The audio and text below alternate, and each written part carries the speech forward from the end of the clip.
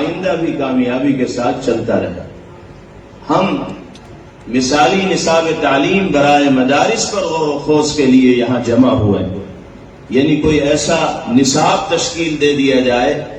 کوئی ایسا جامع لائحہ عمل اہل مدارس کے لیے اور طلبہ مدارس کے لیے بن جائے کہ وہ علوم قرآن و سنت میں مہارت حاصل کرنے کے ساتھ ساتھ ماڈرن ایجوکیشن کی فیلڈ میں بھی مہارت حاصل کرنے والے بن جائیں۔ واقعتاً اگر کوئی جامع لائحہ عمل بن پاتا ہے تو اس کا خیر مقدم ہے، اور اگر اس کی ضرورت مدارس کے لیے ہے تو جو مسلم ماڈرن ایجوکیشن کے ادارے ہیں ان میں بھی اس کی ضرورت ہے کہ وہاں ایسا مثالی نصاب تعلیم وضع کیا جائے کہ ان اسکولوں اور کالجوں میں پڑھنے والے ہمارے بھائی بہن قرآنی اور نبوی علوم میں بھی مہارت حاصل کرنے والے۔ اگر ہم مدرسے میں ایسے مثالی نصاب تعلیم کو وضع کرنا ضروری سمجھتے ہیں کہ جس کو پڑھنے کے نتیجے میں طلبہ مدارس ماڈرن ایجوکیشن کی فیلڈ میں ماہر بن جائیں،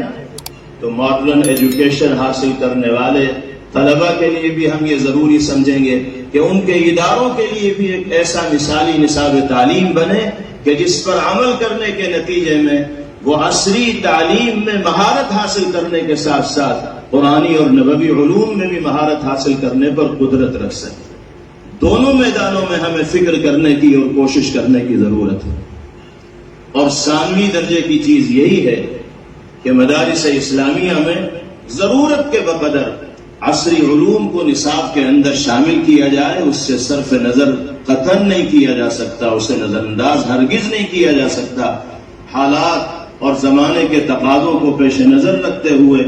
ضرورت کے بقدر عصری علوم کی شمولیت ہو اور پوری توجہ اور دلچسپی کے ساتھ طلبہ مدارس کو وہ علوم پڑھائے جائیں، لیکن ہم پھر یہی کہیں گے کہ اختصاص جو مقصد ہے مدارس اسلامیہ کے قیام کا وہ ہر حال میں باقی رہنا چاہیے، تاکہ ماہرین شریعت اور ترجمان شریعت پیدا ہوتے رہیں اور امت کی صحیح اور درست رہنمائی کا فریضہ انجام دیتے رہیں۔ اللہ تعالی ہم سب کو صحیح سمجھنے کی اور صحیح فیصلے کی توفیق نصیب فرمائے اور راہ راست پر باری تعالی ہم سب کو گامزن فرمائے۔ وآخر